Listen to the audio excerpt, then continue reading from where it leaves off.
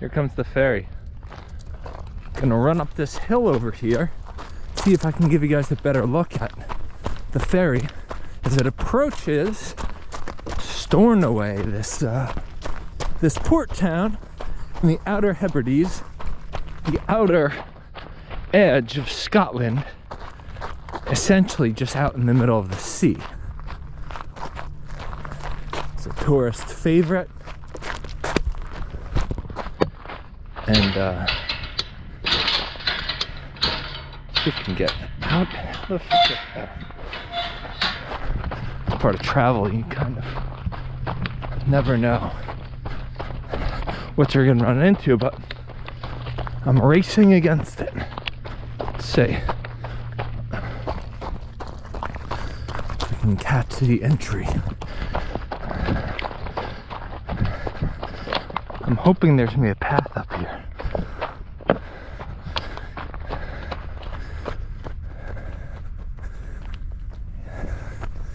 There is not one. Stop for a second. There it goes. Called the Caledonian McBrain.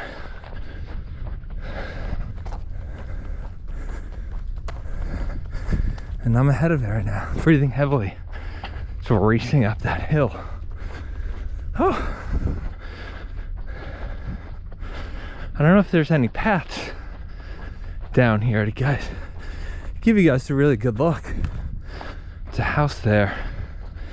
It's a field. Hopefully, no, that's someone's yard. There's a sheep right there. So there it is.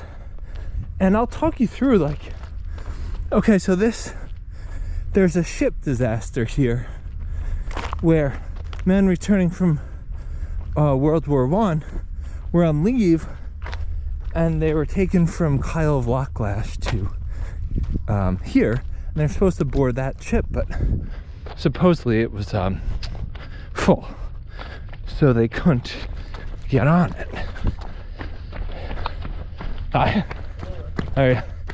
And so as a result, they had to board another boat, which was stuffed to the gills, perhaps overpacked with all these servicemen. And supposedly there weren't enough lifeboats or life jackets on the boat, and one of the servicemen said, hey, we need more of these life jackets and lifeboats because some of us don't know how to swim. But the commander supposedly shook them off, dismissed them, said, we're on a timetable, we've got to go. So the ship departs Kyle of Lochlash. It's New Year's Eve. Terrible weather. All the men are wearing their army gear, and at 2:30 in the morning, the ship approaches right here, this harbor, as it's making its way home, and it runs aground, slides along some rocks. About 280 people on it. 201 perished. New Year's Eve, it was cold.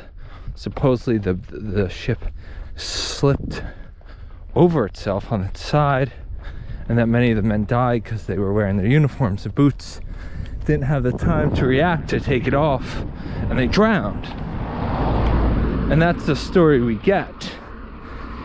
The public response was sheer horror and profound sadness, as many of the men were they were very young, and their parents and brothers, sisters, grandparents, etc.